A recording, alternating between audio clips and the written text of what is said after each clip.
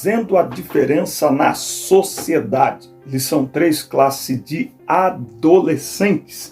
O texto em destaque está em Mateus 5, 13a. Vocês são sal para a humanidade, mas se o sal perde o gosto, deixa de ser sal e não serve para mais nada. Quando é que o sal perde o gosto? Você já viu o sal estragar? Vamos falar sobre isso na lição de hoje. Eu gostaria só de lembrar que esta abertura do vídeo é o vídeo convite. Aqui tem um link, aqui ó, na descrição. Clica no primeiro link, baixa ele e manda para os seus alunos, convidando eles para a escola dominical. Eu sou o diácono Denis Pereira e é um prazer ter você por aqui. Pastor, dirigente, superintendente, coordenador, professor, aluno, todos que amam a palavra de Deus e a escola dominical. Lembro a você que aqui tem vídeo aulas para as classes de adolescentes, jovens, juvenis e adultos. É para a igreja toda. Então compartilhe o link deste canal, deste vídeo com os seus amigos, com outros professores, com outros pastores, e não se esqueça de se inscrever no canal, isso é muito importante. Esse canal é bênção para você e o conteúdo aqui você acredita que pode abençoar outras pessoas, então compartilhe o link, inscreva-se no canal, clique no joinha para cima ou para baixo, faça aí alguma coisa, tá certo? E deixe o seu comentário. No final da aula eu vou subir aqui os últimos comentários, quem sabe o seu aparece. Pegue lápis, revista, caneta, papel, bloco de notas e vem comigo para a lição 3 da escola dominical. Fazendo a diferença na sociedade. Enquanto estamos aqui nesta introdução, meu número de WhatsApp vai aparecendo aí.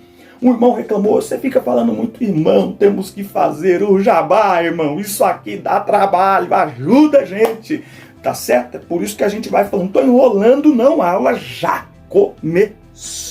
Mas se tiver com pressa, é só puxar o cursor para frente. Vamos lá. Frutos que fazem a diferença. Eu estava falando do WhatsApp, aqui ó, no meu WhatsApp, que está aparecendo aí agora, e tem o link dele aqui na descrição também. Tem grupos de professores para a escola dominical, tem um link aqui para você baixar o conteúdo em PDF para lhe ajudar na preparação de sua aula. E esse número de WhatsApp que aparece aí também é o meu número. Você pode entrar em contato conosco. Será um prazer atender os irmãos. Estivemos em Campo Branco. Alô, AD Perus, pastor Alexandre Moreira, irmão Jorge, irmão Vanderlei, uma turma abençoada. Este final de semana estaremos na Baixada Santista, ministrando a palavra de Deus no Congresso de Adolescentes. Acompanhe-nos nas redes sociais, @Denis Pereira Oficial, é meu Instagram. Vem comigo para a aula de hoje, lição 3. Frutos que fazem a diferença. Como eu já combinei, não vou ficar lendo revista, tá certo? Você tem produzido bons frutos? Saiba que suas ações valem mais que suas palavras. Não adianta falar a respeito da palavra de Deus e não viver o que ela ensina. Por isso que Jesus disse assim, vós sois sal da terra e luz do mundo. É preciso haver coerência entre a fé que verbalizamos e as ações que praticamos no dia a dia. Em tempos de realidade virtual, precisamos entender que a pessoa, o cristão que somos na pele, no físico, não pode ser diferente daquilo que mostramos nas redes sociais, não é?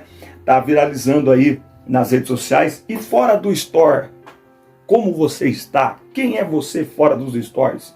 As redes sociais devem mostrar o que somos e não servir de máscara para manifestar comportamentos contrários à palavra de Deus. Tem aí os aplicativos que alteram as características físicas da pessoa, deixando a foto da pessoa completamente diferente, corpo diferente, detalhes diferentes. O que isso mostra? Isso mostra uma falta de autenticidade, de originalidade, de personalidade. Nós vivemos em uma sociedade corrompida, as pessoas estão cada vez mais afastadas de Deus. E nós as afastamos mais ainda com pregação distante da vida. Assim como há uma árvore frutífera em tempo de colheita, as pessoas desejam encontrar em nós frutos, resultados da fé que verbalizamos. Eles querem ver se de fato somos o que dizemos ser. Em 2 Timóteo, a Bíblia diz que do crente falso nós devemos fugir. o tipo de crente de quem você deve fugir. É isso mesmo. 2 Timóteo 3, 5, 3 do 1 ao 5, ele vai dar todas as características desse tipo de crente. Aqui está falando de crente. E no 5 ele diz assim, tendo aparência de piedade. Piedade aqui é vida devocional, é vida santa, não é? Mas tendo aparência de piedade, negam o poder dela. Destes, afasta-te. Então, dos crentes que se dizem crentes, mas que a sua vida não condiz com a sua fé, a Bíblia nos manda nos afastar desse tipo de crente. Não é só se afastar dos incrédulos, mas dos crentes falsos também devemos afastar, e o mundo consegue identificar se está diante de uma fé autêntica ou de uma fé falsa. O que é autenticidade? Autenticidade tem a ver com verdade, tem a ver com algo que é absoluto, com algo que é original. Quando o que tem autenticidade, é autêntico, significa que passou por processos de mutações ou reproduções indevidas, ou melhor, que não passou, ele não mudou. A autenticidade é a natureza daquilo que é real, genuíno. Nossa fé deve ser autêntica. E o que mostra que a nossa fé é autêntica? O que mostra que a nossa fé é autêntica são as nossas ações, são as nossas atitudes. Jesus viveu numa sociedade corrompida pelo pecado, mas ele não pecou. Ele andou com pecadores, é claro, Jesus veio para os pecadores, mas não foi conivente com o pecado deles, não apoiou o pecado deles. E essa é uma atitude de amor. Afinal de contas, o salário do pecado é a morte. Então, ser conivente com o pecado de alguém é desejar a morte dessa pessoa, a condenação dessa pessoa, o inferno para essa pessoa. Então, a maior atitude de amor para a vida de alguém que vive uma vida de pecado é amá-la, é respeitá-la, mas é também não concordar com o seu pecado. Porque concordar, fazer coro, é concordar com o destino que este pecado dará a esta pessoa, que é a morte. Muito bem, nova criatura. Nós somos novas criaturas.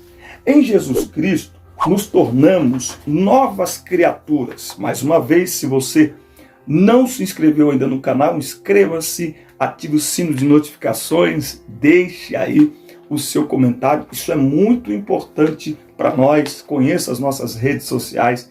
Isso é muito importante para nós. Em Cristo nos tornamos novas criaturas. 2 Coríntios 5,17. Quem agora está em Cristo, nova criatura é. Fomos gerados novamente pelo Espírito Santo e passamos a viver uma nova vida. Não vivemos mais segundo a carne, cumprindo os desejos da carne. Não é? Por quê? Porque agora somos o quê? Nova criatura. Nova criatura. Não é? Isso fala de quê? De uma nova natureza? Olha só o que diz Romanos, capítulo 6, versículo 11. Assim também vós considerai-vos mortos de fato para o pecado, mas vivos para Deus em Jesus Cristo nosso Senhor. Não reine, portanto, o pecado em vosso corpo mortal, para lhe obedecerdes em seus desejos. Nem tampouco apresenteis os vossos membros como instrumentos de injustiça ao pecado, mas apresentai-vos a Deus como os que são vivos dentre mortos, e os vossos membros como instrumentos de justiça a Deus, porque o pecado não terá domínio sobre vós, porque não estáis debaixo da lei, mas debaixo da graça. Ao aceitar a Cristo, morremos para o mundo e nascemos em Cristo para Deus. Dê uma olhadinha, por favor, em Colossenses 3. Se já ressuscitastes com Cristo, pensai nas coisas que são de cima. Se nascemos de novo e de Cristo, como filhos de Deus, devemos manifestar as características relativas a esse novo nascimento. Então, se nascemos de uma semente diferente, devemos expressar em nossa vida, no dia a dia, as características desse novo nascimento. Nosso DNA é mudado, é transformado. Evangelho não é reforma, é transformação. Reforma é pegar o que está quebrado e passar uma massa em cima. Transformação é mudar, se possível, jogar no chão e fazer de novo. É uma nova criatura. No mundo as pessoas têm os seus comportamentos dominados pela carne, mas em Cristo nós somos guiados pelo Espírito Santo. Essa é a grande diferença. Qual a diferença entre quem nasceu de novo, e eu estou falando de crentes, qual a diferença entre um crente nascido de novo e um crente que não nasceu de novo? Romanos 8, versículo 13, porque se viverdes segundo a carne, morrereis, mas se através do Espírito mortificardes as obras do corpo, vivereis. Porque todos os que são guiados pelo Espírito de Deus, esses são filhos de Deus. Olha só, eu amo demais o versículo 8 que diz assim, ó, os que estão na carne não podem agradar a Deus. Então quem é crente, mas vive para agradar a carne, não nasceu de novo, porque quem é nascido de novo é guiado pelo Espírito Santo. Esta é a grande, simples e real diferença. Dá para a gente olhar no espelho e, não é, dar uma focada em nós, dar uma olhada para nós. A gente gosta de olhar para o outro, está fazendo isso, fazendo aquilo, mas e eu? Será que o meu comportamento revela que eu nasci de novo? Quem está me guiando? O Espírito Santo ou a carne que está me dominando? Precisamos fazer essa pergunta. Sal e luz. Certa vez Jesus declarou aos seus discípulos, vós sois o sal da terra. Tem todas aqui as propriedades do sal. Esta semana, pregando em Campo Grande, eu fui levado por Deus a pregar sobre Mateus 5,13. E eu me perguntei, como assim? Jesus diz, olha, se o sal estragar, se o sal perder o gosto, não é? Se tornar insípido. Como assim? Eu nunca vi sal estragar. Aí, depois de 30 anos, mais de 20 pregando, eu fui descobrir que não se trata do sal de hoje. O sal de hoje, industrializado, ele realmente praticamente não estraga. Mas o sal daquela época, ele não tinha esse processo de fabricação, de industrialização que tem hoje. Então, ele vinha e tinha nele ali resto de algumas coisas, pequenas algas, uma pedrinha, um pozinho chamado gipsita, uma espécie de gesso do qual era feito o vaso de alabastro. A escola dominical é cultura também. E então, aquele sal não era puro, cristalino como é o nosso. Então, como tinha algumas coisas ali no meio dele, um pouco de umidade, aquele sal acabava estragando. Não por causa do sal em si. O sal em si não estragava. Mas o que fazia, não é, o estrago no sal, o que contaminava o sal, eram aquelas coisas que vinham no meio, que não havia um processo de purificação como existe hoje, e aquelas coisas acabavam apodrecendo, e aí está tudo misturado no sal, estragou o sal. Interessante que Jesus diz assim, para nada mais presta, senão para ser lançado fora e pisado pelos homens. Fui perguntar para o texto, que negócio é esse de pisado pelos homens? É porque lá em Jerusalém, em volta do templo, lembra, dentro do templo só sacerdotes e levitas, o povo, principalmente mulheres e crianças, e o povo comum, tudo lá de fora no pátio do templo. Acontece que durante o inverno chove muito, neva muito, o pátio ficava escorregadio. Então esse sal, ele não era jogado fora, ele era armazenado e quando chegava o inverno, para eliminar a neve e deixar o chão menos escorregadio, para as pessoas não caírem, se acidentarem, esse sal estragado era jogado sobre a neve para que a neve derretesse, como é feito hoje nos Estados Unidos com sal comum mesmo. Você entendeu por que o sal estraga e por que ele era pisado pelos homens? É disso que Jesus está falando. Como sal, nós devemos conservar a nós mesmos incontaminados, puros, equilibrados em meio a uma sociedade em decomposição. O sal em seu perfeito estado não altera as características de acordo com o ambiente. Você pode colocar o sal num ambiente frio, gelado, congelado, fervente. Onde quer que você coloque o sal, ele vai manter as suas propriedades. Não há alimento, por mais fino que seja a sua preparação, que fique saboroso sem o desvalorizar do sal, porque o sal aguça o sabor dos alimentos. Ele traz equilíbrio, não é?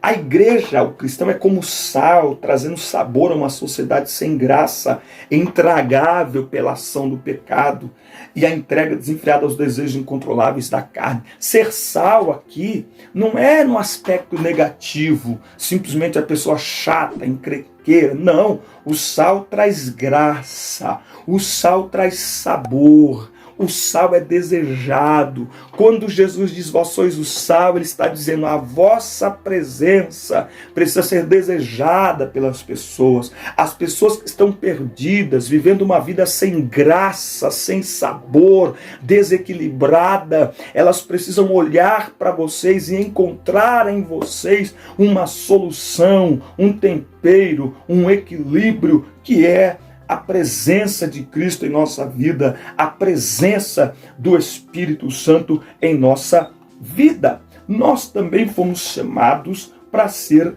luz. E o que é ser luz? Ser luz é refletir a luz de Cristo em nossa vida e em nossas ações. É ser um referencial em meio ao mundo que está em trevas. Na escola, o desafio não é dizer que é cristão, mas mostrar que é, num ambiente hostil, a sua fé. É lá naquele ambiente. Talvez um dos grandes erros cometidos por nós foi não prestarmos atenção, que o tempo foi passando e cada vez mais nós fomos acessando ambientes que antes não eram tão comuns para nós, por questões sociais e por questões cristãs também, não é? Ambientes como um shopping, por exemplo, quando eu era pequeno não tinha shopping, mas era pecado, era proibido ir num parque, por exemplo, aqueles parquinhos eram proibidos. Só que o tempo passou, hoje tem os parques, tem os shoppings, não é? E o que é interessante é que Jesus diz, não se acende a luz e coloca embaixo da mesa, mas em cima, no velador, ou seja, é no ambiente hostil à nossa fé que a nossa luz tem que brilhar ainda mais. Porque quanto mais intensas são as trevas, maior deve ser o brilho da luz. Então, não é brilhar a parte das trevas, é brilhar nas trevas. Porque a única maneira de dissipar as trevas é acendendo a luz. Então Jesus está dizendo, vós sois a luz do mundo. Esse mundo que está em trevas, esse mundo que jaz no maligno.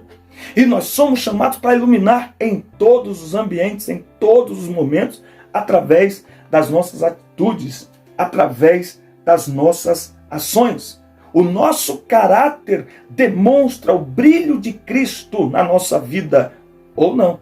Precisamos pensar isso. Por isso que Paulo escreve em 1 Coríntios 10, 31, quer comais, quer bebais, ou façam qualquer coisa, façam tudo para a glória de Deus. Na nossa vida, tudo é para a glória de Deus. Não há um espaço, não há um ambiente, não há um momento sequer em que nós estamos livres. Agora, não. Por isso que Deus está procurando um adorador que o adora em espírito e em verdade. Que qualidade é essa? Aquele que entende que a sua vida é um culto a Deus. Esteja onde estiver. Oh, glória. O caráter de Cristo. Você sabe o que significa caráter? No grego a palavra caráter é caráter e significa sinal gravado, marca. É o conjunto de traços psicológicos ou morais que caracterizam o indivíduo. Tá? Nós costumamos dizer, aquela pessoa é mau caráter. Na realidade, exegeticamente falando, hipoteticamente falando, teologicamente falando, e se você não se inscreveu, se inscreve aí no canal, irmão, dá like aí, compartilha, comenta. Olha só, na realidade, não existe mau caráter. Ou a pessoa tem caráter ou não tem caráter. Uma pessoa, um mau caráter, ele não tem caráter. É uma pessoa sem caráter. A gente precisa pensar nisso. O caráter ele não pertence a nós desde o nascimento. Ele vai sendo desenvolvido em nós. A família é responsável pelo desenvolvimento do nosso caráter. Mas por mais que façam um bom trabalho, todo esforço é prejudicado, pois os pais, por melhores que sejam, são pessoas limitadas e marcadas pela ação do pecado. Então, os pais não têm um caráter perfeito. Daí o nosso caráter precisa ser exposto e moldado pela palavra de Deus, nos tornando cada dia mais e mais parecidos com Cristo. Isso é o fruto do Espírito. Isso é encher-se do Espírito. Por isso que Efésios 5,18, enchei-vos. É uma atitude contínua e permanente. Enchei-vos do Espírito. E ali está falando de fruto do Espírito. O que é o fruto do Espírito? É a manifestação do caráter de Cristo em nós. É o Espírito trabalhando em nós, por meio da palavra de Deus, para nos tornar todos os dias mais e mais e mais parecidos com Jesus. Caráter é fruto de imitação, de aprendizado pelo exemplo. Os filhos imitam os pais. Eles imitam o caráter dos pais, porque estão próximos aos pais. Assim, para imitarmos o caráter de Cristo, precisamos nos aproximar dele por meio de sua palavra. Mateus, capítulo 11, versículo 28. Jesus disse: vinde a mim, todos vós que estáis cansados e sobrecarregados, e eu vos darei descanso. Tomai sobre vós o meu jugo e aprendei de mim, pois o meu jugo é suave e o meu fardo é leve, e encontrareis descanso para as vossas almas. Ele diz, porque eu sou manso e humilde de coração. Veja, nós somos chamados a seguir a Cristo, a imitar a Cristo. Paulo diz, sede meus imitadores como eu sou de Cristo. Esse é o nosso desafio, imitarmos o caráter de Cristo, para que através da nossa vida, Cristo seja revelado a este mundo. E isso é fazer a diferença. Fazer a diferença, diferente é ser diferente. Ok, mas é uma diferença que atrai as pessoas para Cristo e não que as afasta. Isso só é possível quando Cristo é visto em nós, nas nossas palavras, nas nossas atitudes, no nosso caráter, em meio à sociedade. Não é afastado, não é isolado. Jesus não nos chamou para nos confinar. Ele nos chamou para nos enviar, porque só assim as trevas podem ser dissipadas e os pecadores podem ter um encontro com Jesus através da nossa vida. Amém? Que Deus te abençoe. Um forte abraço. Assista, curta, compartilhe, inscreva-se no canal e até a próxima aula. Deus te abençoe.